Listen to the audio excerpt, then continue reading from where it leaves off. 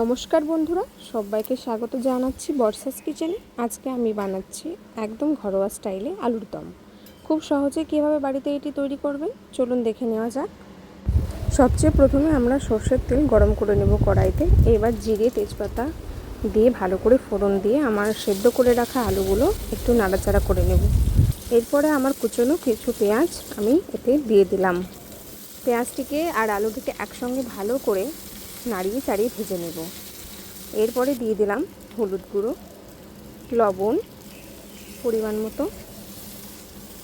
ভালো করে নাড়িয়ে আমি এটাকে কষিয়ে নিচ্ছি বেশ কিছুক্ষণ।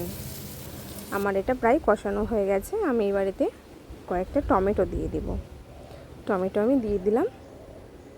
এরপরে আমার আদা, জিরে, তেজপাতা, শুকনো লঙ্কা, ধনে গুঁড়ো আমি পেস্ট করে রেখেছিলাম সেগুলো এতে মিশিয়ে দিলাম।